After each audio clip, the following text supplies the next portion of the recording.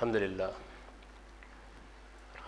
رب العالمین والصلاة والسلام علی محمد الامین اعوذ باللہ من الشیطان الرجیم بسم اللہ الرحمن الرحیم۔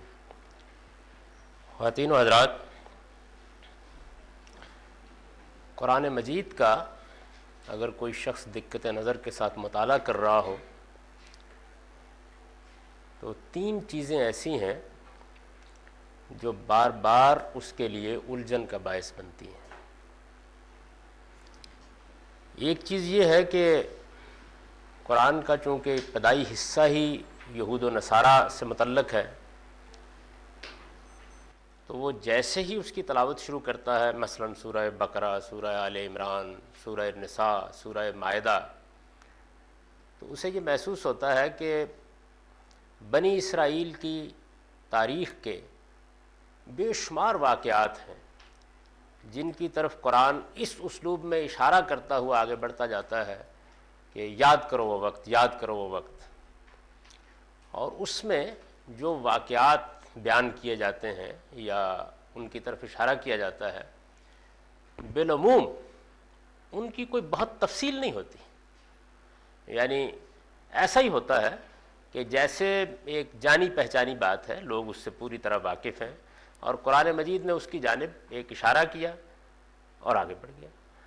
ہماری تاریخ میں 65 میں ایک جنگ ہوئی، تو ہم اس کے بارے میں یہاں سے گفتگو شروع نہیں کرتے کہ پاکستان ایک ملک ہے، یہ ہندوستان کے ہمسایہ ممالک میں سے ہے، اس کے تقسیم کے یہ مراحل گزرے، اس میں ایک یہ مسئلہ پیدا ہوا، اس مسئلے کے نتیجے میں جنگ ہوئی، بلکہ بسا اوقات محض ایک لفظ میں اشارہ کر دیتے ہیں اور ہمارا مخاطب اس کو سمجھ رہا ہوتا ہے۔ تو کم و بیش یہی اسلوب قرآن مجید میں بنی اسرائیل کے قصص اور واقعات کے بارے میں ہے۔ اسی طرح قرآن کو جب ہم پڑھتے ہیں تو معلوم ہوتا ہے کہ بعض دینی حقائق کے بارے میں بھی، جس میں مثال کے طور پر توحید ہے، رسالت کی تاریخ ہے، یا بعض اور اہم مباحث ہیں، وہ بعض جگہوں پر ایسے اشارات کرتا ہے قدیم مذاہب کے پہلو سے کہ جن کی بہت زیادہ تفصیل نہیں ہوتی۔ تو قرآن کا ایک عام طالب علم یہ محسوس کرتا ہے کہ یہاں یعنی بات زیادہ واضح ہونی چاہیے تھی، اس کو زیادہ تفصیل سے بیان کیا جانا چاہیے تھا، یہ سوال بہت سے لوگوں کے ذہنوں میں پیدا ہوتا ہے۔ ایک دوسری چیز جو قرآن مجید کا مطالعہ کرتے ہوئے سامنے آتی ہے وہ یہ ہے کہ دین کی بہت بڑی بڑی چیزیں جو ہماری عمومی زندگی میں بڑی غیر معمولی اہمیت رکھتی ہیں، جن کو دینی آداب اور رسوم کی حیثیت حاصل ہو گئی ہوئی ہے، یا جن کو بعض اوقات دین کے ارکان کہا جاتا ہے، ان کے بارے میں بھی اس کا رویہ یہی ہے۔ یعنی نماز روزمرہ کی چیز ہے، مسلمان 5 وقت کی عبادت کرتے ہیں۔ دینی لحاظ سے دیکھیے تو سب سے زیادہ جو چیز مسلمانوں کی زندگی پر چھائی ہوئی ہوتی ہے وہ نماز ہے، یعنی صبح نماز، دوپہر نماز، عصر کے وقت نماز، مغرب کے وقت نماز، مساجد، ان کا اہتمام، یعنی مسلمانوں کی دینی زندگی کا یوں سمجھ لیجئے کہ جو ہمارے سامنے ایک عکس آتا ہے وہ ایسے لگتا ہے کہ آئینہ صلاتی میں آتا ہے، نوعیت اس کی اس طرح کی ہے۔ اچھا، یہی معاملہ حج کا ہے، یعنی مسلمانوں کا معاملہ یہ ہے کہ ساری زندگی ایک آدمی اس کے خواب دیکھتا رہتا ہے کہ اس عبادت کی اس کو سعادت حاصل ہو جائے، لوگ بڑا اہتمام کر کے وہاں جاتے ہیں، اور ظاہر ہے کہ وہ بڑی غیر معمولی عبادت ہے، حرم ہے، حرم کی اپنی ایک حیثیت ہے۔ اسی طرح کا معاملہ زکوٰۃ کا ہے، یعنی ہم سب جانتے ہیں کہ دین کے ارکان میں گویا اس کو شامل کیا گیا ہے، ہمارے ہاں اسی لحاظ سے اس کی تعلیم دی جاتی ہے، وہ ایک بڑا فرض ہے جو مسلمانوں پر عائد کیا گیا ہے، اور اس کی ایک مقدار ہے متعین، اس کے کچھ حدود ہیں، اس کی کچھ شرح ہے، اس طرح کی بہت سی چیزیں ہیں۔ تو دین کی اس طرح کی بڑی بڑی چیزیں، اسی پر آپ کچھ آداب اور رسوم کو قیاس کر سکتے ہیں۔ مسلمانوں کی زندگی میں مثال کے طور پر عیدین، دونوں بڑے تہوار ہیں، ان میں مسلمان نماز پڑھتے ہیں، قربانی کرتے ہیں، اور بہت سے اس نوعیت کے کام کرتے ہیں۔ تو ان چیزوں کا ذکر قرآن مجید میں تفصیل سے نہیں آتا، یعنی قرآن مجید کو پڑھتے ہوئے یہ معلوم ہوتا ہے کہ وہ اس میں کوئی بیان نہیں کر رہا کہ یہ چیز ہے، تم کو یہ دیکھو ہم یہ حکم دے رہے ہیں، تم کو اسے اس طرح انجام دینا ہے، اس کی صورت یہ ہوگی، اس کی حیت یہ ہوگی، ایسا کوئی ذکر نہیں ہوتا اس میں۔ اچھا، پھر اس کے بعد ہم یہ دیکھتے ہیں کہ جو اخلاقی رویے ہیں ان کے بارے میں بھی قرآن مجید نے یہ طریقہ اختیار نہیں کیا، جبکہ وہ دین میں ایمانیات کے بعد ایک بہت بڑی چیز ہے کہ کوئی ایک سورہ مخصوص کر لی ہو جس میں اس کی پوری فہرست بنا دی گئی ہو اور ان کو اس طریقے سے بیان کر دیا گیا ہو، ایسا بھی نہیں۔ یعنی بعض جگہوں کے اوپر کچھ تفصیلی بیان ہے، بعض بنیادی اخلاقیات کو قرآن مجید نے جمع کیا ہے، لیکن اس کی نوعیت بھی اس طرح نہیں ہے کہ جیسے آج آپ کسی چیز کا تعارف کرا رہے ہیں۔ یہی چیز کم و بیش عقائد کی تفصیلات میں بھی سامنے آتی ہے، یعنی ان سے متعلق بھی ایسے معلوم ہوتا ہے کہ جیسے ایک مانی ہوئی چیز کے بارے میں گفتگو کی جا رہی ہے۔ تو یہ وہ چیزیں ہیں کہ جن کو سامنے رکھ کر آدمی جب قرآن مجید کا مطالعہ کرتا ہے تو اس کے ذہن میں یہ سوال پیدا ہوتا ہے کہ اس وقت دنیا کے اندر سب سے بڑی مذہبی کتاب یہی ہے، اس وقت یہی وہ کتاب ہے کہ جس کو مستند ترین صحیفے کی حیثیت حاصل ہے، اور اس کتاب کی طرف رجوع کرتے ہوئے اس کی یہ خواہش ہو سکتی ہے کہ مجھے تمام اس طرح کی تفصیلات اس مستند ذریعے میں مل جائے، لیکن وہ یہ دیکھتا ہے کہ صورتحال ایسی نہیں ہے۔ ظاہر ہے کہ یہ ایک بڑا سوال ہے، اور یہ سوال بہت سے لوگوں کے ذہن میں پیدا ہوا۔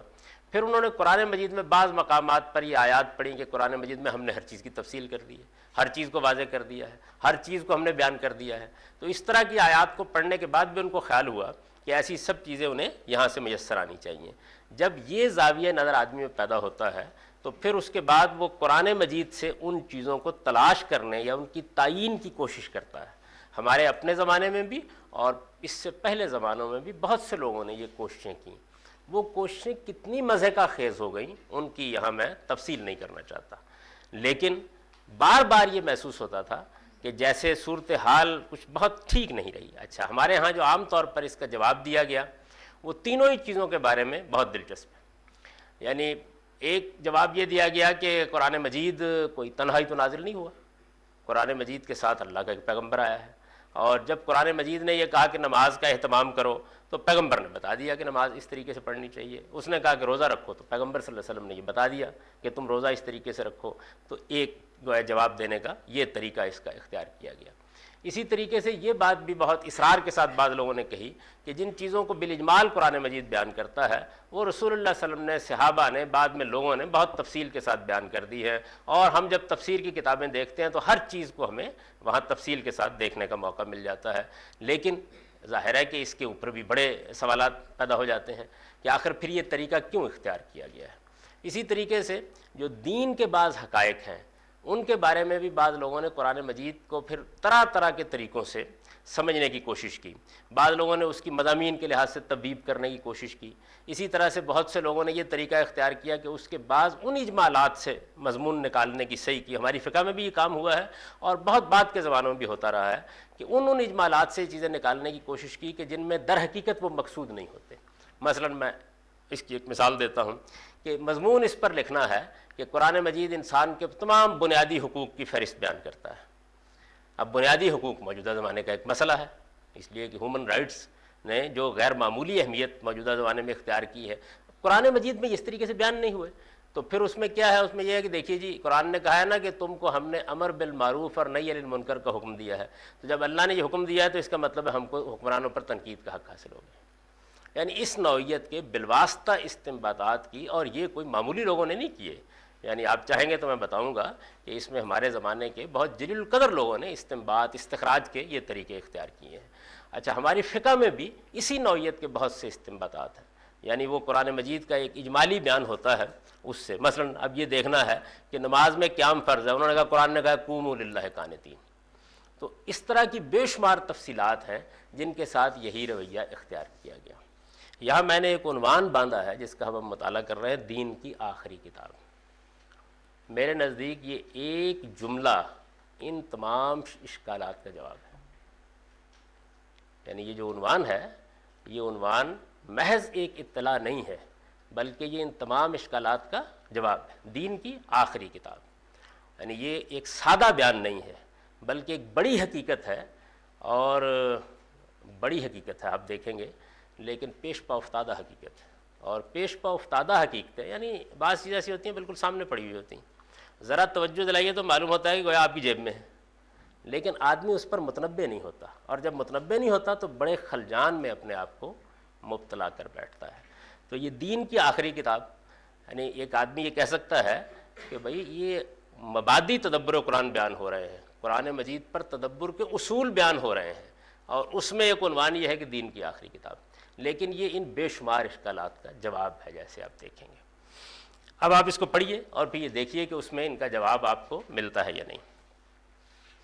دین کی آخری کتاب، چھٹی چیز یہ ہے، یہ جو تدبر قرآن کے مبادی ہیں ان میں سے ہم 5 کا مطالعہ کر چکے ہیں اور 5 ابھی باقی ہیں، ان میں سے یہ چھٹا ہے۔ چھٹی چیز یہ ہے کہ قرآن جس دین کو پیش کرتا ہے اس کی وہ پہلی نہیں بلکہ آخری کتاب ہے۔ یعنی ایسا نہیں ہے کہ اللہ تعالیٰ کا دین پہلی مرتبہ قرآن نے آ کر لوگوں سے متعارف کرایا، ایسا نہیں ہے۔ یہ دین کی پہلی کتاب نہیں ہے، دین اس کتاب سے شروع نہیں ہوتا، یہ دین کی آخری کتاب ہے۔ اس دین کی تاریخ یہ ہے، اب آخری کتاب ہے تو پھر ظاہر ہے کہ اس کی پوری تاریخ معلوم رہنی چاہیے۔ اس دین کی تاریخ یہ ہے کہ انسان کو جب اللہ تعالیٰ نے دنیا میں بھیجا تو اس کے یعنی دین کے بنیادی حقائق ابتدا ہی سے اس کی فطرت میں ودیت کر دی۔ یعنی دین یہاں سے شروع نہیں ہوا کہ انسان اندھا بہرا تھا، اس کو کچھ علم نہیں تھا، اللہ تعالیٰ نے 571-72 میں ایک پیغمبر مبعوث فرمائے، ان پر ایک کتاب نازل کی، انہوں نے پہلی مرتبہ انسان کو بتایا کہ دین یہ ہے۔ یہاں سے دین نہیں شروع ہوا، وہ یہاں سے شروع ہوا ہے کہ انسان کو جب اللہ تعالیٰ نے دنیا میں بھیجا تو اس کے بنیادی حقائق یعنی دین کی جو اساسات ہیں وہ انسانی فطرت کے اندر ودیت کر دی گئی۔ یعنی اللہ کی سب سے پہلی رہنمائی وہ ہے جو انسان کے اندر موجود ہے، ابتدا ہی سے اس کی فطرت میں ودیت کر دیے گئے۔ پھر اس کے ابو الآبا یعنی انسان کے ابو الآبا آدم علیہ السلام کی وساطت سے اسے بتا دیا گیا کہ اولاً اس کا ایک خالق ہے جس نے اسے وجود بخشا ہے، وہی اس کا مالک ہے، اور اس کے لازمی نتیجے کے طور پر تنہا وہی ہے جسے اس کا معبود ہونا چاہیے۔ یعنی سیدنا آدم علیہ السلام کو جو ابتدائی ہدایات دی گئی ہیں ان کا ذکر قرآن میں بھی آیا ہے، تورات میں بھی آیا ہے، اور انسانی تاریخ بھی اس سے واقف ہے۔ تو یہ بنیادی باتیں جو سیدنا آدم علیہ السلام کو بتا کر اللہ تعالیٰ نے اس دنیا میں زندگی کی ابتدا کی ہے۔ ثانیاً وہ اس دنیا میں امتحان کے لیے بھیجا گیا ہے۔ یعنی اگر آپ قصہ آدم جہاں جہاں قرآن نے بیان کیا ہے اسی کو نکال کر دیکھیں تو یہ معلوم ہو جائے گا کہ یہ ساری باتیں اس میں اللہ تعالیٰ نے پہلے دن سے واضح کر دی ہیں۔ ثانیاً وہ اس دنیا میں امتحان کے لیے بھیجا گیا ہے اور اس کے لیے خیر و شر کے راستے نہایت واضح شعور کے ساتھ اسے سمجھا دیے گئے ہیں۔ یعنی یہ بات بھی سیدنا آدم علیہ السلام پر واضح کی گئی ہے۔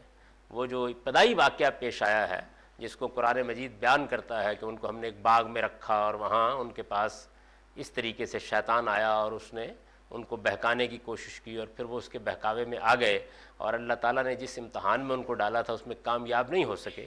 تو اگر آپ اس کو پڑھیں تو یہ معلوم ہو جاتا ہے کہ گویا بنیادی حقائق کو بالکل ڈیمانسٹریٹ کر کے دکھا دیا گیا۔ یہ ایک تصویر سامنے آ جاتی ہے کہ انسان کو اللہ نے کیا رہنمائی دے کے بھیجا ہے۔ ثانیاً وہ اس دنیا میں امتحان کے لیے بھیجا گیا اور اس کے لیے خیر و شر کے راستے نہایت واضح شعور کے ساتھ اسے سمجھا دیے گئے ہیں۔ پھر اسے ارادہ و اختیار ہی نہیں زمین کا اقتدار بھی دیا گیا ہے۔ یعنی ایک تو ارادہ اور اختیار ہے وہ بعض درجوں میں حیوانوں کو بھی حاصل ہوتا ہے، اس سے آگے بڑھ کر انسانوں کو حاصل ہے، لیکن صرف اتنا ہی نہیں ہے۔ یعنی انسان کی تاریخ بتاتی ہے کہ زمین پر کوئی اس پہ اوپر حکومت نہیں کر رہا، وہی اس زمین کے اوپر حکومت کر رہا ہے۔ اسے ارادہ و اختیار ہی نہیں زمین کا اقتدار بھی دیا گیا ہے۔ اس کا یہ امتحان دنیا میں اس کی زندگی کے آخری لمحے تک جاری رہے گا۔ یہ بات بھی آپ اگر قصہ آدم کو پڑھیں قرآن مجید میں تو اس میں وہ بتا دیتا ہے۔ اس کا یہ امتحان دنیا میں اس کی زندگی کے آخری لمحے تک جاری رہے گا۔ وہ اگر اس میں کامیاب رہا تو اس کے صلے میں خدا کی ابدی بادشاہی اسے حاصل ہو جائے گی، جہاں نہ ماضی کا کوئی پچھتاوا ہوگا اور نہ مستقبل کا کوئی اندیشہ۔ ثالثاً اس کی ضرورتوں کے پیش نظر اس کا خالق وقتاً فوقتاً اپنی ہدایت اسے بھیجتا رہے گا۔ اس میں یہ وعدہ بھی کیا گیا ہے، اللہ تعالیٰ نے بیان کیا ہے کہ جب ہم نے آدم سے کہا کہ اب تم دنیا میں رہو تو ساتھ ہی اسے یہ بتا دیا گیا کہ میری ہدایت آئے گی، جہاں جہاں ضرورت محسوس ہوگی میری ہدایت آئے گی۔ پھر اس نے اگر اس ہدایت کی پیروی کی تو ہر قسم کی گمراہیوں سے محفوظ رہے گا، اور اس سے گریز کا رویہ اختیار کیا تو قیامت میں ابدی شقاوت اس کا مقدر ٹھہرے گی، یعنی بدبختی اس کا مقدر ٹھہرے گی، وہ جہنم میں ڈال دیا جائے گا۔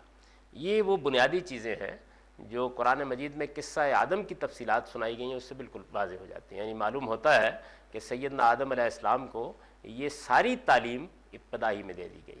خیر و شر کے شعور کا ظہور بھی ہو گیا، یہ معلوم ہو گیا کہ ان کے اندر جذبہ اطاعت ہے، یہ معلوم ہو گیا کہ وہ شیطان کے بہکاوے میں آ سکتے ہیں، یہ معلوم ہو گیا شیطان کہاں کہاں سے حملہ کر سکتا ہے۔ اس واقعے کو اگر آپ پڑھیں تو پوری طرح تصویر سامنے آ جاتی ہے، یعنی معلوم ہو جاتا ہے کہ اللہ تعالیٰ نے کیا اندر دے کے بھیجا ہے اور پھر کن چیزوں کا وعدہ فرمایا گیا ہے۔ وہاں ایسے لگتا ہے کہ جس طریقے سے آپ ایک تخلیق کرتے ہیں تو آپ پھر دیکھتے ہیں کہ اچھا یہ تخلیق میں نے جس طرح کی ہے تو کیا یہ ویسے ہی ہو گئی ہے، تو اس باغ میں یہ معلوم ہوتا ہے کہ یہ سب کچھ نمایاں ہو گیا، یعنی اس باغ کا اگر آپ مطالعہ کریں سب کچھ نمایاں ہو گیا، بالکل ٹھیک انگلی رکھ کے اللہ تعالیٰ نے بتا دیا کہ شیطان دو جگہوں سے حملہ کرے گا، ایک انانیت اور دوسرے جنسی انتشار، بالکل واضح طریقے سے بتا دیا۔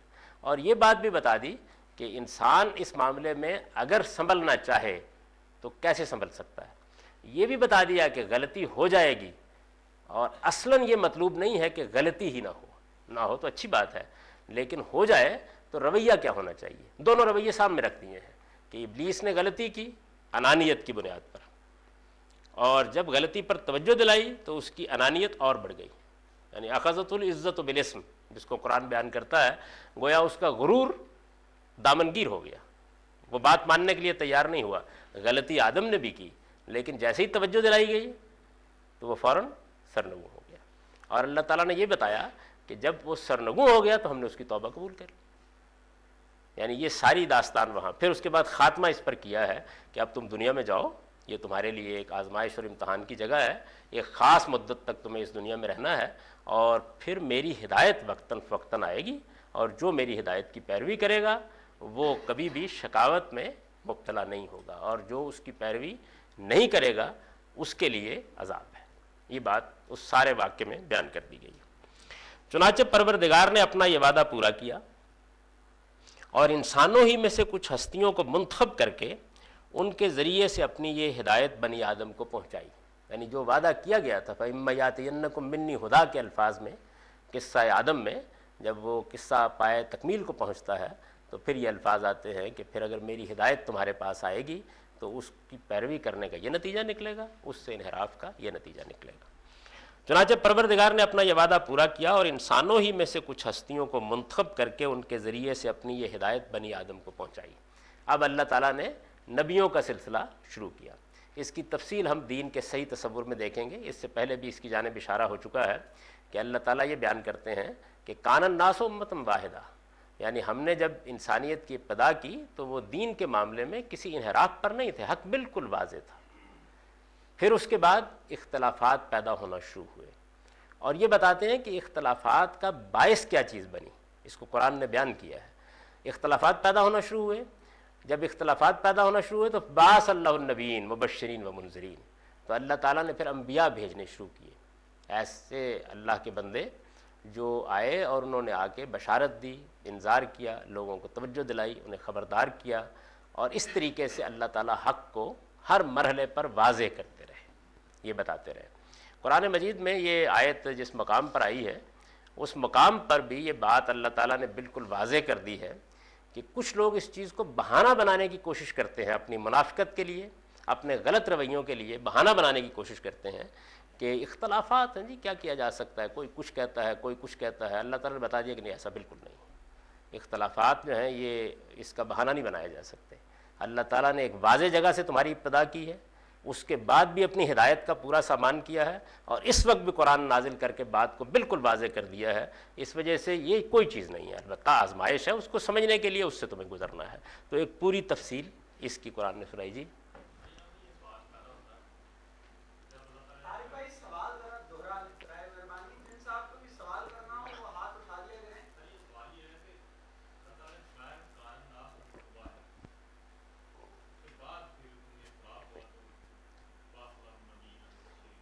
کیا آدم علیہ السلام نبی نہیں تھے؟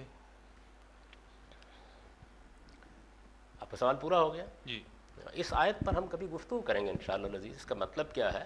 اصل میں میری یہ گزارش ہے کہ جو بحث چل رہی ہو نا اس کی تفہیم میں سوال اٹھائیے تاکہ اس بحث سے بات دور نہ ہٹ جائے. آدم علیہ السلام کی نبوت کی کیا نوعیت ہے؟ قرآن مجید نے دوسری جگہوں پر تصریح کی ہے کہ اس کی کان الناس امۃ واحدہ کے الفاظ بھی یہی بتا رہے ہیں کہ آدم علیہ السلام اللہ کی ہدایت لے کر آئے ہیں.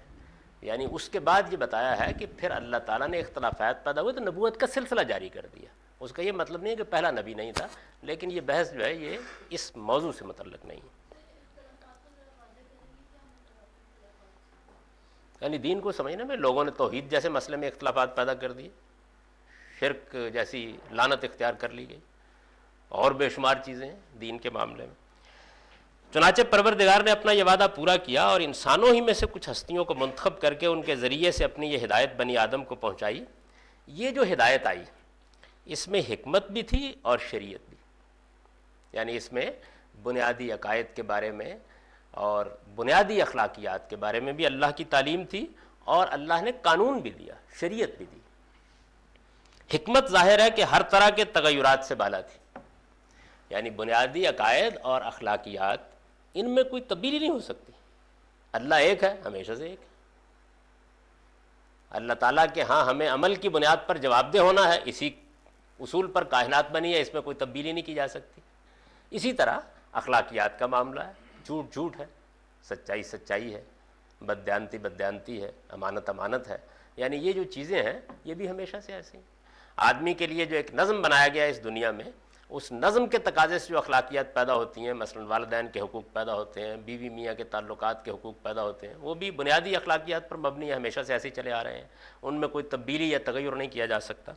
لیکن شریعت یعنی قانون یہ وہ چیز ہے کہ جو تغیرات سے بالا نہیں ہو سکتی. اس کا بڑا انحصار انسانی تمدن پر ہے. یعنی کچھ چیزیں آج ہو سکتا ہے کہ قانون ضابطے میں لائی جا سکیں، آج سے 500 سال پہلے انہیں لانا ممکن نہ ہو، اور ہو سکتا ہے کہ کچھ اور زمانہ گزرے تو بعض وہ چیزیں جنہیں ہم آج ضابطے میں لا سکتے ہیں انہیں پھر ضابطے میں لانا ممکن نہ رہے. یعنی یہ چیز تغیرات کا تقاضا کرتی ہے. اس میں حکمت بھی تھی اور شریعت بھی. حکمت ظاہر ہے کہ ہر طرح کے تغیرات سے بالا تھی، یعنی اس میں کوئی تبدیلی کا سوال نہیں تھا. لیکن شریعت کا معاملہ یہ نہ تھا، وہ ہر قوم کی ضرورتوں کے لحاظ سے اترتی رہی. جو قوم، جو تمدن، جو علاقہ، جو تہذیب، جس طرح کے حالات ہیں ان کے لحاظ سے جہاں ضروری ہوا اللہ تعالیٰ بعض قانونی ہدایات دے دیتے تھے. یہاں تک کہ سیدنا ابراہیم علیہ السلام کی نبوت میں پوری انسانیت کے لیے اس کے احکام بہت حد تک ایک واضح سنت کی صورت اختیار کر گئے. یعنی یہ دین کی تاریخ کا مطالعہ کرنے سے معلوم ہوتا ہے کہ سیدنا ابراہیم علیہ السلام کے زمانے میں آ کر گویا ہر چیز ایک قاعدے میں ڈل گئی. شریعت کا ایک عمومی ڈھانچہ بن گیا جو کم و بیش پوری انسانیت کے لیے موزوں تھا. سیدنا موسیٰ علیہ السلام کے زمانے میں جب بنی اسرائیل کی ایک باقاعدہ حکومت قائم ہو جانے کا مرحلہ آیا تو تورات نازل ہوئی اور اجتماعی زندگی سے متعلق شریعت کے احکام بھی اترے. یعنی ایک تو یہ نا کہ انفرادی زندگی ہے یا اس طرح کی اجتماعیت ہے جو بالکل قبائلی تمدن میں ہوتی ہے، لیکن ان کے ہاں ایک باقاعدہ حکومت قائم ہو گئی تو اب اجتماعی زندگی کے بارے میں ذرا زیادہ تفصیلی احکام تورات میں آئے. سیدنا موسیٰ علیہ السلام کا زمانہ جو اندازہ کیا گیا ہے وہ 1500 قبل مسیح کا ہے، اور سیدنا ابراہیم علیہ السلام کے زمانے کے بارے میں جو اندازہ کیا گیا ہے وہ 2000 یا 2100 یا 2200 قبل مسیح کا ہے. یعنی آپ اس سے اندازہ کر سکتے ہیں کہ کتنی دیر پہلے. اس وقت ہم 2002 میں بعد مسیح میں جی رہے ہیں، تو آپ سمجھیے کہ 4000 سال پہلے سے گویا معاملات ایک واضح شریعت قاعدے میں متعین ہونا شروع ہو گئے. سیدنا موسیٰ علیہ السلام کا زمانہ اس کے 500 سال بعد، تو 3500 سال کے قریب آپ سمجھ لیجئے. پھر اس کے بعد خود بنی اسرائیل نبی صلی اللہ علیہ وسلم سے 500-600 سال پہلے ہی معزول ہوئے ہیں. پھر سیدنا مسیح علیہ السلام آ گئے. تو اس طریقے سے ایک پوری کنٹینیوٹی ہے، ایک تسلسل ہے جو اس سارے عمل میں باقی رہا ہے.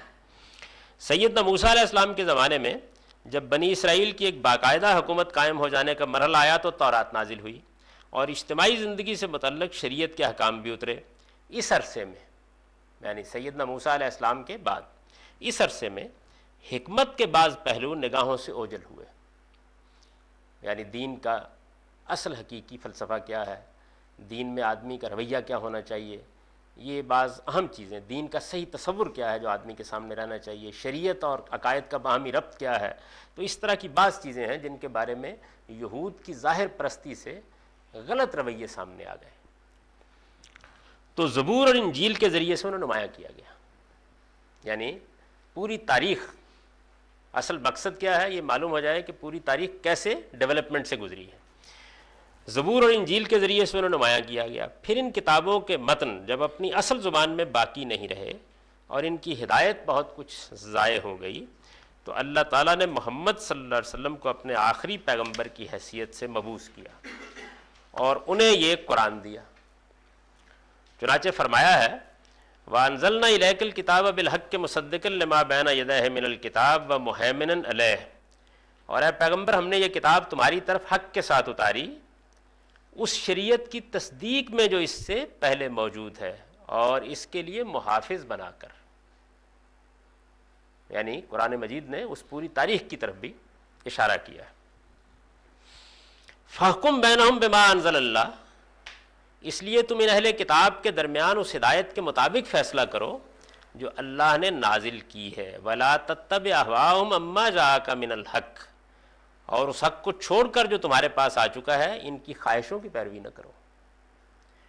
لِكُلٍّ جَعَلْنَا مِنْكُمْ شِرْعَةً وَمِنْهَاجًا، ہم نے تم میں سے ہر ایک کے لیے ایک شریعت اور ایک راہ عمل مقرر کی ہے۔ وَلَوْ شَاءَ اللَّهُ لَجَعَلَكُمْ أُمَّةً وَاحِدَةً، اور اگر اللہ چاہتا تو تم سب کو ایک ہی امت بنا دیتا۔ یعنی اللہ تعالیٰ نے ایسا نہیں کیا کہ شریعت کے لحاظ سے، قانون کے لحاظ سے سب کو ایک ہی جگہ کھڑا کر دیا ہو، یہ اللہ کی مشیت، اللہ کا ارادہ نہیں رہا۔ وَلَٰكِن لِيَبْلُوَكُمْ فِي مَا آتَاكُمْ، اور اگر اللہ چاہتا تو تم سب کو ایک ہی امت بنا دیتا، لیکن اس نے چاہا کہ جو کچھ اس نے تمہیں دیا ہے اس میں تمہیں آزمائے، یعنی اس کا مقصد بتایا۔ فَاسْتَبِقُوا الْخَيْرَاتِ، چنانچہ بھلائیوں کے لیے ایک دوسرے سے آگے بڑھنے کی کوشش کرو، یعنی مسابقت، لڑنے جھگڑنے، ایک دوسرے کی تذلیل اور تفسیق کرنے، ان کے جرائم گنانے کے لیے نہیں ہونی چاہیے، بلکہ بھلائی میں ایک دوسرے سے سبقت لے جانے کے لیے۔ اِلَى اللَّهِ مَرْجِعُكُمْ جَمِيعًا، تم سب کو اللہ ہی کی طرف پلٹنا ہے، یعنی ایسا نہیں ہے کہ یہود یہاں رہ جائیں گے اور ہم چلے جائیں گے، اور ہم یہاں رہ جائیں گے تو وہ چلے جائیں گے، تم سب کو اللہ ہی کی طرف پلٹنا ہے۔ فَيُنَبِّئُكُم بِمَا كُنتُمْ فِيهِ تَخْتَلِفُونَ، پھر وہ تمہیں بتا دے گا وہ سب چیزیں جن میں تم اختلاف کرتے رہے ہو، یعنی یہ وہاں واضح ہو جائے گا، اور یہ بھی معلوم ہو جائے گا کہ وجہ اختلاف کیا رہی، یہ سب باتیں وہاں معلوم ہو جائیں گی۔ اس دنیا میں اللہ تعالیٰ نے ایسا نہیں کیا کہ جیسے ہی کوئی اختلاف ہو، یہ ہو سکتا تھا نا کہ جیسے ہی دین کے معاملے میں کوئی غلط رائے قائم کر لی جائے، دو لوگ اس میں ایک دوسرے کے ساتھ دست و گریباں ہو جائیں، تو آسمان کا فرشتہ اترے اور یہ کہے کہ تم غلطی کر رہے ہو۔ اگر ایسا ہوتا تو پھر لوگ تو ایک ہی دین پر رہتے، لیکن جو آزمائش ہے ختم ہو جاتی۔ تو اس کا جواب دیا اللہ تعالیٰ نے، یعنی ہم نے یہ پورا معاملہ قرآن مجید نے بتایا یہ کیسے کیا ہے، یعنی اس کو سیدنا آدم علیہ السلام کے ذریعے سے دینا شروع کیا، جیسے جیسے کوئی اختلاف ہوا ہم اس کی تصحیح کرتے چلے گئے، لیکن انسانوں کو اس میں ایک آزمائش سے گزرنا پڑا ہے۔ اختلاف اصل دین میں کبھی نہیں ہو سکتا تھا، جو کچھ بھی اختلافات ہوئے وہ شریعت کے معاملے میں ہوئے، اور وہ ہونے ہی تھے۔ اللہ تعالیٰ اگر چاہتے تو تم سب کو ایک دین پر جمع کر دیتے، اور اس کا طریقہ ظاہرہ یہی ہوتا کہ وہ اختلاف کرتے ہی فوراً تصحیح کر دیتے، لیکن یہ طریقہ انہوں نے اختیار نہیں کیا۔ اب اگر تم اختلافات کو ایک دوسرے سے لڑنے کا موضوع بناتے ہو تو ہر چیز درم برم ہو جائے گی اور اپنی راہ کھوٹی کرو گے۔ اصل میں تمہارے اندر مسابقت کا میدان نیکی کا میدان ہے، خیر کا میدان ہے، اللہ کے سامنے تم کو آنا ہے۔ اگر اس میں کوئی اختلاف رہ گیا ہے اور تم نے نیک نیتی کے ساتھ اس میں ایک رویہ اختیار کیا ہے تو اس کی حقیقت خدا کے حوالے ہو جائے گی، یعنی یہ اس آیت کا گویا میسج ہے۔ جی اس میں ایک چھوٹا سا سوال ہے جی، کہ یہ جو دین کی تاریخ ہم نے ابھی پڑھی ہے اس میں انبیاء خاص علاقے میں آئے ہیں، تو کیا اس دور میں زمین پہ دوسرے جگہوں پہ انسان آباد نہیں تھے؟ ہوں گے تو ان کو دیکھ لیں گے، یعنی اس وقت ہم یہ دیکھ رہے ہیں کہ دین کی تاریخ کیا ہے، اب یہ اگلا سوال ہے۔ اس وقت ہم دین کے تصورات پر یا نبوت پر یا اس کی تاریخ پر نہیں گفتگو کر رہے، یہ دیکھ رہے ہیں کہ جو دین ہمارے پاس موجود ہے اس کی ہسٹری کیا ہے، کیسے آیا ہے۔ یہ دین کی تاریخ ہے، یعنی یہ ساری تفصیل آپ کے سامنے آ گئی. یہ دین کی تاریخ ہے، یعنی یہ دین کی تاریخ ہے. اس جملے کو بہت اچھی طرح سمجھ لیجئے. یعنی ایسا نہیں ہے کہ دین قرآن سے شروع ہوا ہے، یہ دین کی تاریخ ہے. وہ انسانی فطرت سے شروع ہوا ہے. انسانی فطرت کے اندر جو چیزیں ودیت کی گئی ہیں ان کا ظہور ہوا ہے، ان میں انسان نے غلطی کھائی ہے. سیدنا آدم علیہ السلام کے ذریعے سے سب سے پہلی نبوت اس کی ہدایت کے لیے موجود تھی. اس نے اس ہدایت سے اپنی زندگی کی ابتدا کی ہے. پھر اختلافات اگر نہ ہوتے تو آگے نبی بھیجنے کی ضرورت نہیں تھی. ہو گئے تو اللہ تعالیٰ نے پھر انبیاء علیہ السلام کا ایک سلسلہ جاری کر دیا، اور انبیاء علیہ السلام کا وہ سلسلہ ایک لمبے عرصے تک جاری رہا. یہ قرآن مجید جب نازل ہوا تو اس نے اس ساری ہدایت کو اپنے اندر سمیٹ لیا. یہ اس کا محافظ بنا کر اسی لیے پھر اس کو محفوظ کر دیا گیا. یہ نازل کیا گیا ہے. یہ دین کی تاریخ ہے. چنانچہ قرآن کی دعوت اس کے پیش نظر جن مقدمات سے، جن پریمسز سے شروع ہوتی ہے وہ یہ ہے. یعنی قرآن مجید کو اگر آپ اس حیثیت سے دیکھ رہے ہیں کہ اس طویل تاریخ کی وہ آخری کتاب ہے، تو پھر یہ بے معنی تقاضا ہے اس سے کہ وہ جو بات کہے ابتدا سے اس کی تعریف شروع کر دے. یعنی وہ ایک تاریخی پس منظر میں کھڑا ہے، ایک پوری تاریخ ہے اس کے پیچھے. تو وہ بات شروع کہاں سے کرے گا؟ وہ ان تین مقدمات سے بات شروع کرے گا. جب بھی بات کرے گا یہاں سے کرے گا، اس لیے کہ وہ اپنی تاریخ کے پس منظر میں کھڑا ہے. نمبر ایک، دین فطرت کے حقائق. یعنی انسان کی فطرت میں جو حقائق ودیت کیے گئے ہیں ان میں اختلافات تو ہوئے ہیں، لیکن یہ تو نہیں ہوا نا کہ انسان اس سے بالکل محروم ہو گیا ہے. یعنی آج بھی انسان بنیادی اخلاقیات کے بارے میں، اللہ تعالیٰ کے بارے میں، باہمی انسانی روابط کے بارے میں بے شمار چیزیں ایسی ہیں جن کو بالکل فطری طور پر سمجھ رہا ہوتا ہے، ان کے لحاظ سے وہ معاملہ کر رہا ہوتا ہے. تو دین فطرت کے حقائق چونکہ اس کی فطرت میں ودیت ہے، وہ ان کو بہت اچھی طرح سمجھتا جانتا ہے. تو قرآن مجید یہاں سے بات شروع نہیں کرے گا کہ دیکھو تمہیں بتائیں ایک چیز جھوٹ ہوتی ہے. یعنی یہاں سے تو نہیں شروع کرے گا نا. آپ جب ایک چیز سے واقف ہیں تو وہ اس میں اگر کوئی غلطی دیکھے گا تو اس کی تنبیہ سے بات شروع کر دے گا یا توجہ دلائے گا. یا جس طریقے سے ہم بعض اوقات بنیادی چیزوں کے بارے میں توجہ دلاتے ہوئے ایک تحدید کا یا تنبیہ کا اسلوب اختیار کرتے ہیں وہ کر لے گا. لیکن یہاں سے بات شروع نہیں کرے گا کہ وہ آپ کو یہ بتائے کہ لوگوں متوجہ ہو جاؤ، تمہیں معلوم ہے کہ دنیا کے اندر بعض اخلاقی چیزیں بھی ہوا کرتی ہیں، انسان اس سے واقف ہے. یا مثال کے طور پر وہ یہاں سے بات شروع نہیں کرے گا کہ لوگوں آج ہم تم کو اطلاع دیتے ہیں 571 عیسوی میں کہ ایک اللہ ہے. یعنی یہاں سے نہیں کرے گا نا بات.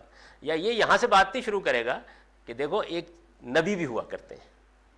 اس کی ایک پوری کی پوری یعنی ہزاروں سال کی تاریخ ہے. ہمارے سامنے جو کچھ معلومات ہیں وہ میں نے آپ سے عرض کیا کہ وہ کم و بیش 2000 قبل مسیح کے بعد سے ہیں، لیکن اس سے پہلے کتنی تاریخ گزر چکی ہے ہم نہیں کہہ سکتے. تو دین فطرت کے حقائق، سنت ابراہیمی، وہ عرب میں نازل ہوا ہے. عرب بنی اسماعیل ہیں، سیدنا ابراہیم علیہ السلام کی اولاد ہیں. ان کے ہاں یوں نہیں ہے کہ بے دینی میں وہ پڑے ہوئے تھے، یعنی ہماری ہی طرح جیسے ہماری صورتحال ہے، ایک دین کے وہ ماننے والے تھے، اس دین کے رسوم و آداب کو بجا لانے والے تھے. اس میں انہوں نے بہت سی خرابیاں پیدا کر دی ہوئی تھی. تو ابراہیم علیہ السلام سے، ان کے دین سے، جیسے کہ آگے چل کے واضح ہوگا، واقف تھے عرب پوری طرح. تو دوسری چیز جو ہے وہ یہ ہے کہ سنت ابراہیمی جتنی کچھ بھی تھی، جیسی کچھ بھی موجود تھی، وہ قرآن کے پس منظر میں کھڑی ہوئی ہے. وہ ان پریمسز سے بات شروع کرے گا. یعنی اس کے مخاطبین جن کو وہ بات بتا رہا ہے وہ ظاہر ہے کہ ماننے والے ہیں. نبیوں کے صحائف، یعنی وہ یہود سے خطاب کرے گا، وہ نصارہ سے خطاب کرے گا. تو یہود و نصارہ سے خطاب کرتے وقت ان کو پہلے دن یہ بتائے گا کہ نبوت بھی ایک چیز ہوتی ہے. یعنی ان کے پاس تورات ہے، ان کے پاس انجیل ہے، ان کی ایک پوری تاریخ ہے، وہ شریعت کے حاملین ہیں، وہ بہت سے معاملات میں بعض آراء رکھتے ہیں، بعض نقطہ نظر رکھتے ہیں. یہ سارا پس منظر میں موجود ہے جب قرآن نازل ہو رہا ہے. اچھا، اب یہ تین چیزیں اس کے پس منظر میں، یعنی ان مقدمات سے وہ اپنی بات اٹھائے گا، صفر سے نہیں اٹھائے گا. یا یہ نہیں ہے کہ دنیا میں اندھیرا ہے اور وہ روشنی کے ایک شمع جلا کے کھڑا ہو جائے گا. یعنی بہت سی شمعیں جل رہی ہیں، وہ ان سے اپنی روشنی دینا شروع کرے گا. یہ اس کا طریقہ ہوگا. پہلی چیز کو وہ اصطلاح میں، اپنی اصطلاح میں معروف و منکر سے تعبیر کرتا ہے. یہ قرآن کی خاص اصطلاح ہے. جتنے بھی فطری حقائق ہیں وہ کہتا ہے کہ اس میں انسان دو چیزوں سے بہت اچھی طرح واقف ہے. ایک یہ کہ کچھ جانی پہچانی اچھائیاں ہیں، جانی پہچانی، یعنی اس کے لیے قرآن نے جو لفظ استعمال کیا وہ معروف ہے۔ معروف کا جب آپ اردو ترجمہ پڑھتے ہیں تو لکھا ہوتا ہے کہ بھلی بات، نیکی کی بات، لیکن یہ لفظ بڑا معنی خیز ہے۔ معروف کا مطلب ہے جانی پہچانی حقیقت، جانی پہچانی بات ہے، اچھی بات ہے، آپ اس اچھی بات کو اچھی بات کی حیثیت سے پہلے سے معلوم کیے ہوئے ہیں، یہ آپ کے لیے کوئی اجنبی چیز نہیں ہے، بھلائی کی بات ہے، آپ اس بھلائی کی بات سے واقف ہیں، آپ واقف ہیں اس بات سے کہ امانت کیا ہے، دیانت کیا ہے، سچائی کیا ہے، والدین کے ساتھ کیا آدمی کے تعلقات ہونے چاہیے، اولاد کے معاملے میں آدمی کا کیا رویہ ہونا چاہیے، یعنی قانونی چیزوں سے قطع نظر بنیادی اصولی باتیں معلوم ہیں انسان کو، تو یہ معروف ہے۔ یعنی قرآن مجید نے گویا انسانی فطرت کے اندر اس چیز کو ایک نام دے دیا، انہوں نے کہا کہ بھائی جو بھلائی ہے وہ جانی پہچانی ہوتی ہے، یعنی ایسا نہیں کہ میں آج تمہیں بھلائی کا تعارف کرانے کے لیے آ گیا ہوں۔ اور اسی طریقے سے انسان بعض چیزوں کے بارے میں یہ جانتا ہے کہ یہ ٹھیک نہیں ہے یہ چیزیں، تو ان کو وہ منکر کہتا ہے، یعنی جو انسان کے لیے نفرت کی چیزیں، گریز کی چیزیں، اباء کی چیزیں، جن کو انسان نہیں چاہتا کہ وہ اختیار کرے، وہ اختیار بھی کر لیتا ہے لیکن جانتا ہوتا ہے کہ یہ ایک بری بات ہے۔ جانی پہچانی بری بات منکر ہے اور جانی پہچانی اچھی بات معروف۔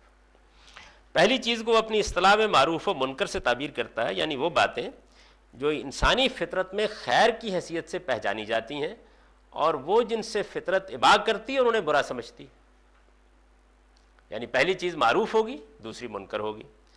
قرآن ان کی کوئی جامع و مانع فہرست پیش نہیں کرتا، یعنی ایسے نہیں کرتا قرآن مجید کہ ایک پوری فہرست بنا دے کہ دیکھیے جناب یہ ہیں معروفات۔ ظاہر ہے کہ معروفات کی بھی کوئی فہرست اصلاً بنانا ممکن ہی نہیں ہے، بے شمار چیزیں ہیں دنیا کے اندر جن کو ہم اچھی چیزیں، خیر کی چیزیں، بھلائی کی چیزوں کی حیثیت سے جانتے ہیں۔ اسی طریقے سے وہ منکرات کی بھی کوئی جامع و مانع فہرست نہیں بناتا کسی جگہ، بلکہ اس حقیقت کو مان کر کہ انسان ابتدا ہی سے معروف و منکر دونوں کو پورے شعور کے ساتھ بالکل الگ الگ پہچانتا ہے۔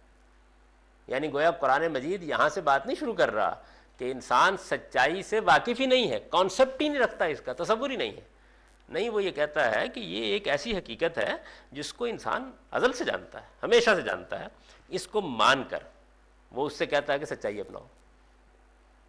تو اب اسے سچائی کی تعریف کرنے کی ضرورت نہیں ہے، اس کے حدود بیان کرنے کی ضرورت نہیں ہے، اس کی فہرست بنانے کی ضرورت نہیں ہے، اس سے مطالبہ کرتا ہے کہ وہ معروف کو اپنائے اور منکر کو چھوڑ دے۔ یعنی گویا قرآن مجید ایک اجمال میں اخلاقیات کے بارے میں یہ بات کہے گا کہ لوگوں تم معروف کی لوگوں کو تلقین کرو، معروف کو اپناؤ، منکر کو چھوڑ دو، بس کافی ہے، یہ بیان کر دینے کے لیے کافی ہے۔ کہیں کوئی مغالطہ ہوگا تو دور کر دے گا، اگر کسی چیز کا ذکر بھی کرے گا تو بعض اوقات جیسے توجہ دلانے کے لیے ہم کسی چیز کا ذکر کرتے ہیں تو اسی طرح ذکر کرے گا، گویا تذکیر اور تنبیہ کے لیے تو ذکر ہو جائے گا، لیکن فہرست بنانے کے لیے، تعارف کرانے کے لیے ذکر کی کوئی ضرورت نہیں۔ والمؤمنون والمؤمنات بعضهم اولیاء بعض یامرون بالمعروف وینہون عن المنکر، اور مومن مرد اور مومن عورتیں یہ ایک دوسرے کے رفیق ہیں، یہ باہم دیگر معروف کی نصیحت کرتے ہیں اور منکر سے روکتے ہیں، یعنی ایک دوسرے کو ان کا باہمی تعلق یہی ہے کہ بھلائی کی بات کی تلقین کرتے ہیں، اور اگر کوئی بری چیز ہے یہ برائی سے واقف ہیں، یعنی یہ ان کے لیے کوئی اجنبی چیز نہیں ہے، تو اس سے لوگوں کو روکتے ہیں۔ اس معاملے میں اگر کسی جگہ اختلاف ہو تو زمانہ رسالت کے اہل عرب کا رجحان فیصلہ کن ہوگا، یعنی یہ ہو سکتا ہے کہ کسی چھوٹی موٹی چیز کے بارے میں انسانوں کے درمیان اختلاف ہو جائے، اس میں خاص طور پر وہ چیزیں آ جاتی ہیں کہ جن چیزوں کا تعلق اس طرح کی خالص اخلاقیات سے نہیں ہے، جیسے ہم نے ایک بڑی لمبی بحث کی تھی کہ انسان بہت سی چیزوں کو کھانے پینے کے معاملے میں ابا کرتا ہے، بحث کی تھی نا ہم نے، تو اس میں ظاہر ہے کہ علاقوں کے رجحانات میں کچھ تھوڑا بہت فرق واقع ہو جاتا ہے، فرق کے اسباب کیا ہیں اس پہ ہم گفتگو کر چکے ہیں۔ تو اس طرح کے معاملات میں اہل عرب کا رجحان اگر کہیں، یعنی معروف منکر سے انسان واقف ہے، اگر کسی چھوٹی موٹی چیز میں ایسا ہوگا تو وہ فیصلہ کن ہو جائے گا۔ اس کی کیا وجہ ہے، یعنی کیوں ہو جائے گا؟ اس کی وجہ یہ ہے کہ آخری بعثت کے لیے اللہ تعالیٰ نے پوری دنیا کو چھوڑ کر انہی کا انتخاب کیا ہے، یعنی یہ ایک غیر معمولی حیثیت ہے جو زمانہ رسالت کے اہل عرب کو حاصل ہو گئی ہے۔ رسالت میں آپ صلی اللہ علیہ وسلم کی بعثت ہوئی ہے، وہاں پہ اللہ تعالیٰ نے ان کا انتخاب کیا ہے، اور معروف و منکر سے متعلق ان کے رجحان کو گویا پیغمبر کی تصویب حاصل ہو گئی ہے۔ یعنی اس کو الٹ کے دیکھیں کہ اگر کوئی ایسی بات جو وہاں ہو گئی ہے وہ غلط ہوتی تو رسول اللہ بتا دیتے، یہ چیز گویا حاصل ہو گئی ہے، حضور کی بعثت کے نتیجے میں یہ چیز حاصل ہو گئی ہے وہاں پہ۔ یہ پہلی چیز ہے، یعنی وہ چیزیں جو جانی پہچانی ہیں، جن کو انسان سمجھتا ہے کہ یہ اختیار کرنے کی ہیں، یہ اختیار کرنے کی نہیں ہیں، یہ کھانے کی ہیں، یہ کھانے کی نہیں ہیں، یہ اپنانے کی ہیں، یہ اپنانے کی نہیں ہیں، ان چیزوں کے بارے میں کوئی مسئلہ انسان کو عام طور پر پیدا نہیں ہوتا، ہو جائے تو پھر اس کے بعد نبی صلی اللہ علیہ وسلم کے زمانے کے جو عرب ہیں ان کا رجحان فیصلہ کن ہو جائے گا۔ یعنی اگر وہ چیز اس وقت موجود تھی، حضور کے سامنے آ گئی، آپ نے اس کے بارے میں خاموشی اختیار کی ہے، یہ پیغمبر کی تصویب اس کو حاصل ہو گئی ہے۔ یہ بحث کو فیصلہ کرنے کے لیے ہے، ورنہ عام طور پر اس میں کوئی خاص چیز ہوتی نہیں۔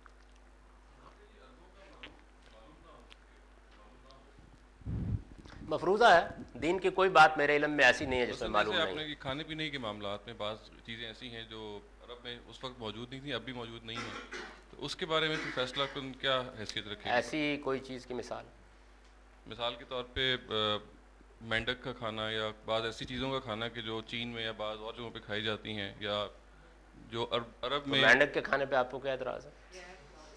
اعتراض تو نہیں ہے، صرف یہ معلوم یعنی اس کا یہ مطلب نہیں کہ عرب پوری فہرست بنا کے بیٹھے ہوئے ہیں، مطلب یہ ہے کہ جو بڑی بڑی چیزیں ہیں جن کے بارے میں کوئی اختلاف پیدا ہو سکتا ہے، ایک تو وہ گرے ایریاز ہیں جن کو ویسے ہی رہنا چاہیے، اس سے کوئی فرق نہیں پڑتا، لیکن مثلا کوئی بندر کھانے بیٹھ جائے، اگر کتا کھانے بیٹھ جائے تو معلوم ہے ہمیں کہ عرب کا رجحان اس معاملے میں کیا تھا۔ تو بعض جو چیزیں اس طرح کی مبہم رہنے دیں ان کو، اس کیا فرق پڑتا، کھا لیا اس کو کھائیں اطمینان کے ساتھ۔ دوسری چیز کے لیے قرآن نے ملت ابراہیمی کی تعبیر اختیار کی ہے، یعنی دوسری چیز سے مراد وہ جس کو ہم نے سنت ابراہیمی کہا، دوسری چیز کے لیے قرآن نے ملت ابراہیمی کی تعبیر اختیار کی ہے۔ نماز، روزہ، حج، زکوٰۃ، یہ سب اسی ملت کے احکام ہیں۔ یعنی اب دیکھیے بنیادی دین سارا کا سارا جتنا ہے وہ اصل میں دین ابراہیمی ہے۔ ایسا نہیں ہے کہ نماز کا تعارف قرآن نے آ کر کرایا ہے، یہ صورتحال ہی نہیں ہے۔ یہ سب ملت ابراہیمی کے احکام ہیں جن سے قرآن کے مخاطب پوری طرح واقف بلکہ بڑی حد تک ان پر عامل تھے۔ جیسے اس وقت ہم لوگ نماز سے واقف ہیں بلکہ بڑی حد تک اس پہ عامل ہیں، حج سے واقف ہیں، بڑی حد تک اس پر عامل ہیں۔ آپ تھوڑی دیر کے لیے تصور کریں کہ اس وقت قرآن نازل کیا جائے تو وہ کیا ایک ایسا باب باندھے گا جس میں یہ بتایا جائے کہ حضرات ایک چیز نماز ہوتی ہے، اس کی 4 رکعتیں ہوتی ہیں، یہ کرے گا؟ بالکل یہی صورتحال اس وقت بھی موجود تھی۔ سیدنا ابو ذر کے ایمان لانے کی جو روایت مسلم میں بیان ہوئی ہے، اس میں وہ صراحت کے ساتھ کہتے ہیں کہ رسول اللہ صلی اللہ علیہ وسلم کی بعثت سے پہلے ہی وہ نماز کے پابند ہو چکے تھے۔ یعنی قرآن کے اسلوب سے بھی یہ بات بالکل واضح ہے کہ وہ نماز کا جس طریقے سے ذکر کرتا ہے تو وہ ایسے نہیں کرتا کہ نماز کا تعارف کرا رہا ہے، وہ تو ایسے کرتا ہے جیسے آپ اپنے گھر میں کرتے ہیں کہ بیٹا نماز پڑھو۔ یعنی آپ نے بھی اپنے بچے کو کسی دن بیٹھ کر یہ نہیں بتایا ہوگا کہ آؤ میں تمہیں بتاتا ہوں نماز کیا چیز ہے، وہ واقف ہوتا ہے اس بات سے، دیکھتا ہے، پہلے سے معلوم ہے اسے، تو آپ تلقین کرتے ہیں نا نماز پڑھو۔ اب یہ دیکھیے کہ سیدنا ابو ذر کا یہ جو واقعہ ہے یہ حدیث کی بہت سی کتابوں میں بیان ہوا ہے۔ امام مسلم نے اس کو بیان کیا ہے فضائل صحابہ کے باب میں، اس کے جو اس سے متعلق الفاظ ہیں، بڑی لمبی روایت ہے، اس میں انہوں نے بیان کیا ہے کہ ہم لوگ اپنے علاقے میں تھے، وہاں سے ہم کو نکلنا پڑ گیا، ہم لوگ اپنے ایک ماموں کے پاس آ گئے۔ یہ رسول اللہ صلی اللہ علیہ وسلم کی بعثت سے پہلے وہ بیان کر رہے ہیں، یعنی حضور صلی اللہ علیہ وسلم پر ایمان لانے سے پہلے یا آپ سے متعارف ہونے سے پہلے وہ مکہ کیسے آئے اور ان کا تعارف کس طرح ہوا، اس کی وہ ساری تفصیل بیان کر رہے ہیں سیدنا ابو ذر۔ تو کہتے ہیں کہ ہم لوگ اپنے ماموں کے پاس آ گئے، وہاں ایک بڑی ناگوار صورتحال پیدا ہو گئی تو ہمیں وہاں سے بھی نکلنا پڑا، ماموں کے پاس سے بھی۔ پھر میں اور میرا بھائی انیس ہم لوگ مکہ آ گئے۔ تو یہ وہ بیان کر رہے ہیں کہ ہم مکہ آ گئے، اس کے بعد انہوں نے آگے تفصیل سے بیان کیا ہے کہ پھر میرا نبی صلی اللہ علیہ وسلم سے کیسے تعارف ہوا، اور تعارف کے بعد پھر میں ایمان کیسے لایا، یہ آگے ہے، پوری تفصیل ہے اس کی، بڑی لمبی یہ روایت ہے۔ اس موقع پر وہ درمیان میں رکے ہیں اور درمیان میں رک کے انہوں نے یہ کہا وقت صلیت یا ابن اخی قبل ان القى رسول اللہ صلی اللہ علیہ وسلم بثلاث سنین، کہ میں حضور سے ملنے سے 3 سال پہلے سے نماز پڑھنے لگ گیا ہوا تھا. یعنی مطلب یہ ہے کہ عربوں کے ہاں جیسے ہمارے ہاں ہے، ایک آدمی یہ کہتا ہے کہ جی بات یہ ہے کہ میرے ہاں دینی شعور تو فلاں صاحب علم ہے، ان کی صحبت میں بیٹھنے سے ہوا ہے، لیکن میں نمازی ہو گیا ہوا تھا. بالکل ایسا ہی بیان ہے کہ میں رسالت مآب صلی اللہ علیہ وسلم کے ملنے سے پہلے قبل ان القى رسول اللہ صلی اللہ علیہ وسلم ب3 سنین 3 سال پہلے سے نماز کا پابند ہو گیا ہوا تھا. اچھا وہ ظاہر ہے کہ نماز جو تھی لوگ اس سے واقف بھی تھے لیکن بہت چھوڑے ہوئے بھی تھے. جیسے ہمارے ہاں نماز پڑھنے والوں کی تعداد کم ہے تو عربوں کے ہاں نماز پڑھنے والوں کی تعداد اور بھی کم رہی ہوگی، لوگ اسے چھوڑ بیٹھے ہوئے تھے. تو اس نے کہا قلت لمن، کہا کہ نماز میں تو شرک بھی در آیا ہوا تھا نا، یعنی نمازیں جو تھیں وہ اللہ کے لیے بھی پڑھی جاتی تھیں اور بتوں کے لیے بھی پڑھی جاتی تھیں. یہ بھی ایک حادثہ ہو چکا، ہمارے ہاں بھی ہو چکا ہے. تو انہوں نے پوچھا کہ قلت لمن، تم اس پہلے نماز کس کے لیے پڑھتے تھے؟ انہوں نے کہا للہ، اللہ کے لیے پڑھتا تھا. یعنی یہ تصور بھی بالکل واضح تھا، ان کا خدا کے لیے پڑھتا تھا میں نماز، یعنی مجھے کوئی اور تردد نہیں تھا اس میں. قلت فأين التوجہ، کہ نماز میں قبلہ کسے بناتے تھے؟ تو انہوں نے جواب کیا کہ کالا توجہ حیث یوجہنی ربی اصلی، جس طرف بھی اللہ چاہتا میں پڑھ لیتا تھا. مطلب یہ معلوم ہو گیا قبلے کی تعین ہمیں بھی معلوم ہے کہ حرم کو قبلہ قرار دے دیا جائے اور اسی کی طرف منہ کر کے نماز پڑھی جائے، یہ بہت بعد میں ہوا ہے. یعنی یہ تو خود قرآن مجید سے ہی معلوم ہوتا ہے کہ بہت بعد میں ہوا ہے، لیکن یہ کہ ان کے ہاں یہ تصور تھا کہ بھائی ٹھیک ہے کسی نہ کسی رخ پر اللہ تعالیٰ کی عبادت کر لینی چاہیے، نماز پڑھ لینی چاہیے. اس کے بعد وہ اپنے بارے میں بیان کرتے ہیں پھر آ کے مجھے کچھ مشقت کرنی پڑی، یہ ہوا. تو وہاں کہتے ہیں اسلی عشاء حتی اذا کان من آخر اللیل القیت کانی خفا، یعنی میں عشاء پڑھ لیتا تھا اور پھر جب رات کا آخری حصہ آ جاتا تھا تو پھر گویا کپڑے کی طرف پڑھ کے سو رہتے تھے. یعنی گویا نماز کے اوقات اور ان چیزوں سے بھی وہ پوری طرح واقف تھے. تو یہ تو خیر ایک روایت ہے، قرآن مجید کو بھی جب آپ پڑھیں گے تو یہ بالکل معلوم ہو جائے گا کہ اس معاملے میں کوئی ابہام نہیں تھا. سیدنا ابو ذر کے ایمان لانے کی جو روایت مسلم میں بیان ہوئی ہے اس میں وہ صراحت کے ساتھ کہتے ہیں کہ رسول اللہ صلی اللہ علیہ وسلم کی بعثت سے پہلے ہی وہ نماز کے پابند ہو چکے تھے. جمعے کی اقامت کے بارے میں معلوم ہے کہ وہ قرآن کے مخاطبین کے لیے کوئی اجنبی چیز نہ تھی. ایک تو خیر جمعے کی وہ صورت ہے جس کو رسول اللہ صلی اللہ علیہ وسلم نے اصلاح کے بعد جاری کر دیا ہے، لیکن یہ کہ جمعے کے دن اجتماع ہوگا، اس میں خطبہ دیا جائے گا. یہ دیکھیے یہ جمعے کے لفظ پر بحث کر رہے ہیں صاحب لسان العرب، اس میں وہ مختلف اہل علم کی روایات کو بیان کر رہے ہیں. تو یہ بیان کرتے ہیں وہ کہ یہ جو نبی صلی اللہ علیہ وسلم کے اجداد میں سے کعب ابن لوئی، انہوں نے جمعے کی اقامت شروع کر رکھی ہوئی تھی. الفاظ یہ ہیں کہ فکانت قریش تجتمع علیہ فی ھذا الیوم، یعنی یہ ایک جگہ کھڑے ہو جاتے تھے حرم کے پاس اور قریش جمع ہوتے تھے باقاعدہ جیسے ہم جمعے کی نماز کے لیے جاتے ہیں. فیخطبہم، اور یہ خطبہ دیا کرتے تھے انہیں. ویذکرہم، اور ان کو نصیحت کیا کرتے تھے جیسے اب ہمارا امام کرتا ہے. اور نصیحت کا زیادہ موضوع کعب ابن لوئی کا یہ ہوتا تھا کہ یذکرہم بمبعث النبی صلی اللہ علیہ وسلم، یعنی وہ اس بات کی تذکیر زیادہ کیا کرتے تھے کہ ہمارے ہاں ایک پیغمبر کی بعثت ہونے والی ہے. یعنی یہ چیز بھی چونکہ ظاہر ہے قرآن مجید بھی بیان کرتا ہے کہ معلوم معروف تھی. وَيُعْلِمُهُمْ أَنَّهُ مِنْ وُلْدِهِ، اور یہ بتایا کرتے تھے ان کو کہ یہ میری اولاد میں سے ہوگا، یعنی اس چیز کو بھی باخبر کیا کرتے تھے. وَيَأْمُرُهُمْ بِاتِّبَاعِهِ، اور یہ بھی نصیحت کیا کرتے تھے کہ جب وہ آئیں تو تم کو ان کی پیروی کرنی چاہیے. یعنی یہ روایت گویا جمعے کی انہوں نے قائم کر رکھی تھی. والایمان بہی، اور تم ان کو ماننا. وینشد فی ھذا ابیاتن، اور اس میں کچھ اشعار بھی پڑھا کرتے تھے، ان میں سے کچھ اشعار انہوں نے آگے دیے ہیں. یعنی جمعے کے معاملے میں بھی یہ تو ہو سکتا ہے کہ جو ہے تب اس کی بن گئی ہے وہ نبی صلی اللہ علیہ وسلم نے اس طرح متعین کی، لیکن یہ روایت موجود تھی کہ جمعے کے نہیں یہ تو قریش ہے، یعنی یہودی اور عیسائی نہیں ہے. سیدنا ابراہیم کو، سیدنا ابراہیم علیہ السلام کے دین پر، اسماعیل کی اولاد ہے. جمعے کی اقامت کے بارے میں معلوم ہے کہ وہ قرآن کے مخاطبین کے لیے کوئی اجنبی چیز نہ تھی. یعنی اصلاحات تو کی گئیں اور بتا دیا گیا. نماز جنازہ وہ پڑھتے تھے، یہ جو جنازہ کی نماز پڑھتے ہیں آپ لوگ، تو یہ دیکھیے یہ المفصل فی تاریخ العرب قبل الاسلام ہے. یہ کئی جلدوں میں بڑا غیر معمولی کام انہوں نے اس زمانے میں کیا ہے، بے شمار چیزوں کو جمع کر دیا ہے. اس میں یہ بیان کرتے ہیں کہ ذکر انہم کانوا یصلون علی موتہم، یعنی عربوں کی روایات میں یہ بات بیان ہوئی ہے کہ وہ اپنے مردوں پر نماز پڑھا کرتے تھے. وَكَانَ صَلَاتُهُمْ أَنْ يُحْمَلَ الْمَيِّتَ عَلَى سَرِيرٍ ثُمَّ يَقُومُ وَلِيُّهُ فَيُذَكِّرُ مَحَاسِنَهُ كُلَّهَا وَيُثْنِي عَلَيْهِ ثُمَّ يَقُولُ عَلَيْكَ رَحْمَةُ اللَّهِ ثُمَّ يُدْفَنُ. اس کا طریقہ کیا تھا؟